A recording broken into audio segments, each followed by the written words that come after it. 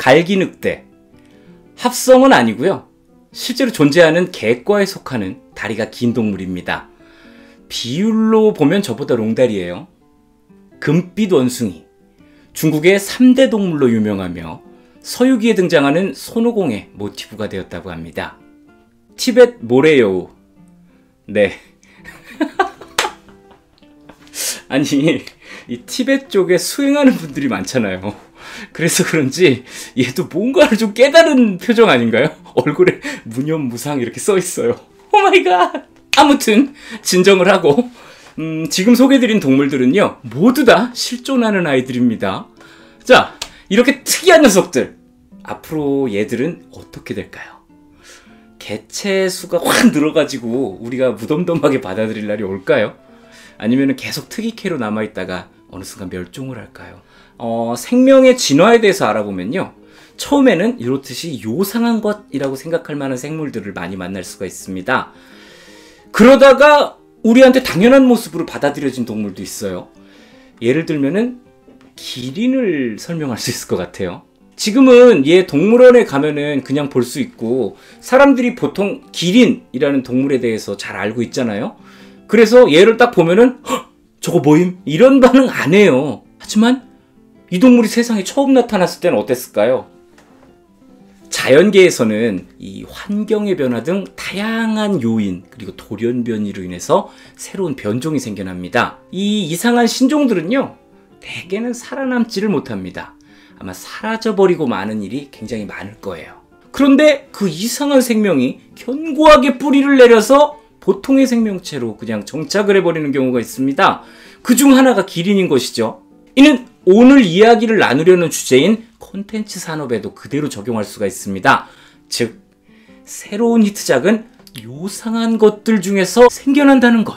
야, 이걸 이렇게 연결하네. 오늘 소개해드릴 작품은 밀리언의 법칙입니다. 2021년 출간되었고요. 출판사는 더난 콘텐츠, 저자는 우에키 노부타카, 페이지 수는 256페이지입니다. 오늘은 수많은 책으로 대박을 친 출판사의 기획법을 담은 책을 가지고 왔습니다. 소위 팔리는 콘텐츠, 끌리는 콘텐츠를 만드는 비결, 요거를 무려 44가지나 이야기를 하고 있는데요. 수십 년째 출판업계에 몸을 담으면서 다양한 경험과 노하우를 축적한 저자가 자신이 운영하고 있는 출판사의 실제 사례를 가지고 기획에 관한 생각을 가감없이 털어놓고 있습니다. 각박한 삶에 새로운 에너지를 불어넣는다 라는 목표를 가지고 야심차게 시작한 썬마크 출판사, 일본 출판사인데요. 직원은 약 50명 정도라고 합니다. 큰 규모의 출판사는 아닙니다. 그런 썬마크 출판사가 지난 25년 동안 무려 8편의 밀리언셀러를 만들었습니다. 대단한 일이에요. 그러면 어떤 책이냐? 한국어판으로 번역된 제목으로 알려드리자면 뇌내 혁명, 정리의 마법, 카르마 경영, 체간 리셋 다이어트. 한 번쯤 들어봤던 제목들이죠.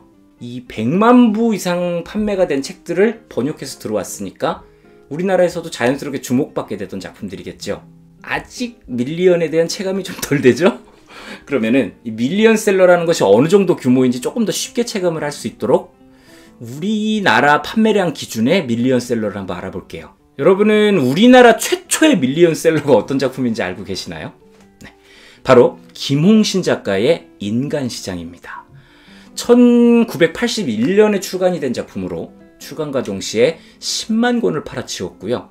1984년에 판매 부수 100만 권을 돌파하면서 최초의 밀리언셀러로 기록됐습니다. 현재까지 판매량이 약 560만 권 정도라고 하는데요. 이 작품은 영화로도 4번이나 제작이 됐고요. 드라마, 만화로까지 재탄생을 하면서 화제가 됐죠. 저도 어렸을 때 배우 박상원 씨가 주인공 장총찬으로 등장하는 드라마에서 막 펄펄 뛰어다니던 모습 봤던 기억이 생생하거든요.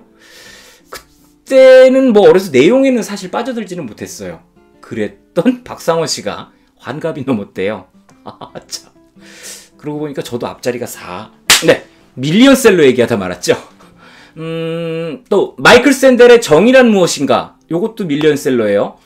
웬만한 가정의 책장에는 한 권씩 다 있어야 된다, 이런 말이 있을 만큼 이슈가 됐었죠. 그리고 김난도 교수의 아프니까 청춘이다. 멘토 신드롬을 일으킨 책이에요. 아픈 청춘들을 위한 조언을 담은 책. 그런데 지금 분위기는 뭐 아무튼 다들 이 책은 아시잖아요. 그만큼 이슈가 됐다는 겁니다. 어찌되었건 도움되는 말이 많이 담겨있기는 했어요. 또 아침형 인간, 칭찬은 고래도 춤추게 한다, 비생, 엄마를 부탁해, 시크릿, 이제 밀리언셀러라는 수식어가 붙은 작품이 어느 정도 파워인지 조금 설명이 됐을까요? 이런 책 한 권만 잘 만들어도 출판사 입장에서는 큰 이익을 얻을 텐데요. 그거를 무려 8권이나 만들었다는 겁니다. 거기에다가 이 100만 권을 넘기지는 못했지만 거기에 근접한 판매량을 올린 작품까지 많이 있어요. 그게 책 안에 목록도 담겨 있습니다. 그렇다면 이게 왜 가능한 걸까요? 이 책의 저자이자 썬마크 출판사의 사장님은 도대체 어떤 한방을 가진 인물이기 때문에 이게 되는 건가요?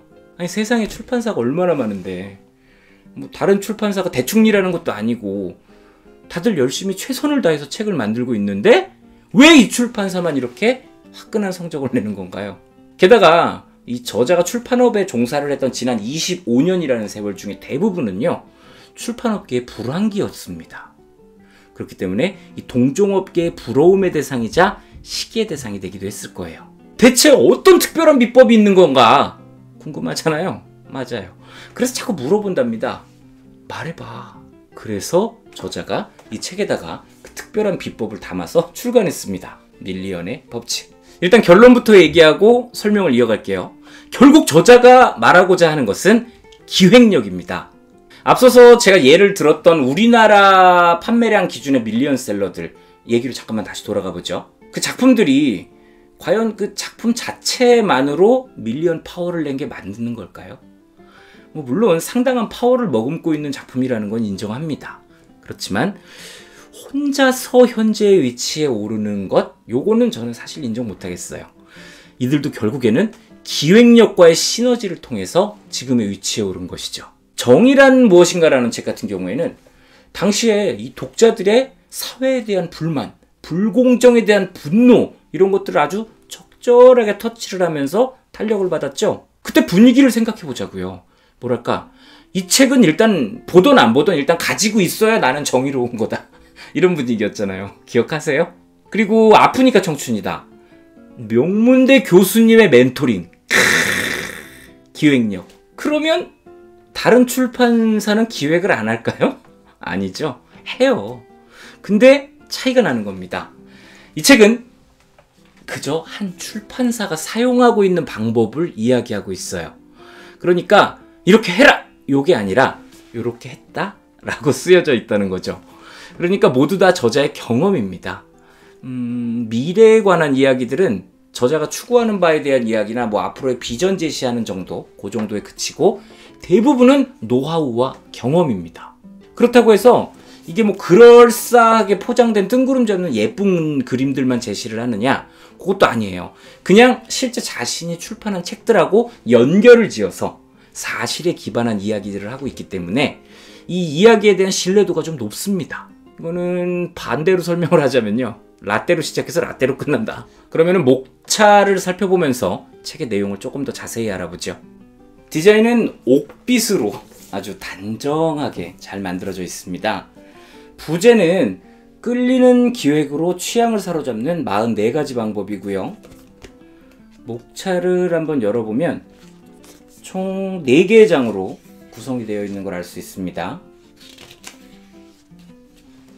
1장에서는 자신의 생각 속에서 강하게 지속되는 것들은 높은 확률로 실현된다라는 이야기를 하면서 주로 마음가짐에 대해서 설명을 합니다.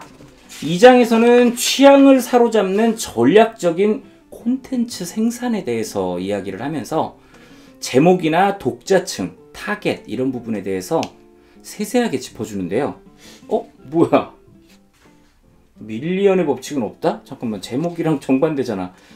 아무튼 3장은 2장에서 세세하게 다루었던 이 전략들을 잘 주물러서 요거를 적절한 마케팅으로 접목하는 전술적인 방법을 알려줍니다. 당연히 좋은 말씀이 많이 나오겠죠?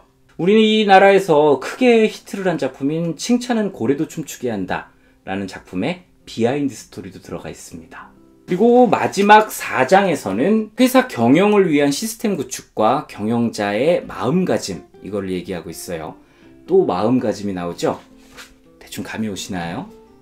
이 기획자 입장에서는 과연 어떤 컨텐츠가 독자의 마음을 사로잡을지, 내가 어떤 마음을 가지고 일을 해야 되는지, 확실함이 담보되지 않은 상황에서 어떻게 과감하게 모험을 해야 될지, 그러다가 어느 날 갑자기 책이 잘 팔리기 시작하면 어떻게 해야 되는지 당황하지 않고 침착하게 대응할 수 있는 방법, 이런 것들을 이미 경험을 해본 저자가 자신의 경험을 있는 그대로 들려주는 겁니다. 그래서 이 책은 출판업계 종사자나 기획 관련 업무를 진행하는 분, 또 마케팅에 관한 노하우가 필요한 분들, 이런 분들께 추천드릴게요. 그리고 뭐 꼭 책이 아니더라도 저처럼 콘텐츠를 생산하고 마케팅이 필요한 분이라면 도움이 될 이야기들이 많이 담겨 있으니까요. 한번 읽어보시길 권해드릴게요.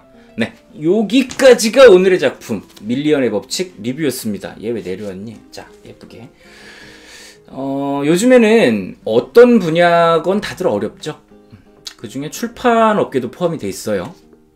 그럼에도 여러분이 만들고 있는 한 권의 책은 한 사람의 인생을 뒤바꿔 놓는 기적을 행하는 마법서가 된다는 것, 그리고 그것을 만들고 있는 여러분은 선한 일을 하고 있다는 것 꼭 기억해 주시면 좋겠어요. 저는 또 다른 작품으로 여러분을 만나러 오겠습니다. 즐겁게 감상하셨다면 구독, 좋아요, 알림 설정까지 꼭 부탁드리겠습니다. 감사합니다.